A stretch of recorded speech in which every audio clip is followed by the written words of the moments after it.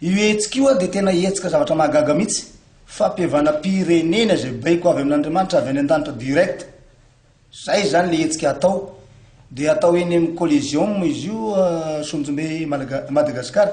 egny zany nanaovana azy amin'ny 29 ny volana août tapany maraina fotsiny io mivoa amin'ny 7 maraina vavahady manomboka amin'ny 7 ka hatramin'ny 2 atoandro ravany le no asa zay atao io fa asa goavana be io sady tena mahagaga satria ny malaso ndray tompoko ny lasa ampiavana fa gagana ty voalaza sotra masina ny adala indrindra avy amin'izao tontolo zao nofidin'Andriamanitra apamenatra ny hendry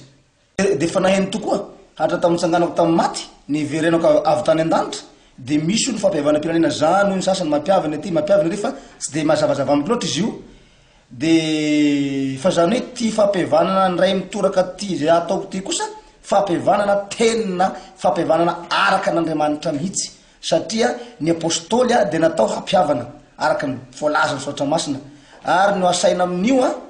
de reo olo mbo fidry satria zay volazan'ny tompo ampiavano ny filoham-pirenena nareo de ny filoham-pirenena ampiarinasa na ny taloha izy dimy amin'ny rahalahy mianaka de ny voaka malagasy rehetra ary ny fiangonana zokiny sy ny zandriny sy ny mpiarabelona eto amin'ny tany sy ny firenena na gasy na vazaha na metisy na sinoa na musulmane na n'olo mino na n'olo tsy mino ho ampiavanina aby amin'io tsy aka navagava fa anasana ny zareo hiditra ao tsisy fidiram-bola volazan'ny tompo aloha vonjeo Madagasikara ozy fa lozany manjo azy ary mbola lozany hanjo azy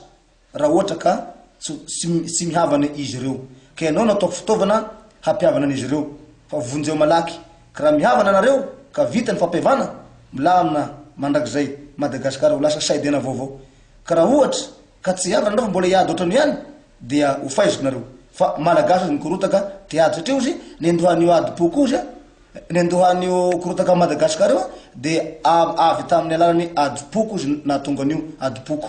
tamin'ny andro taloha de mbola tsy foana mbola tsy mady volavakibo ozy zareo mpanao adi-foko hatram'izao ka raha vao ozy io de lafa vitanao ozy ny fampiavana eto Madagasikara mbola makany ivelany raha tsy mety miavana izy ireo de tsy haiko aloha zay zavatra ipotra fa zaho aloha matahotra fa mety ho saisahira de vonazy zavatra avy amin'izay hoe kanefa zany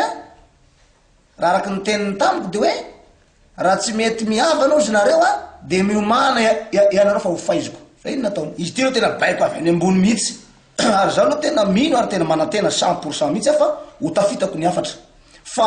ny olona agnapitako ny afatra ndray so de andrindry sofina na andrindry varavara de hoe fampiavana rano fotsiny ihany aloha fa mba misy ihany koa toroteny foifoy kely ihany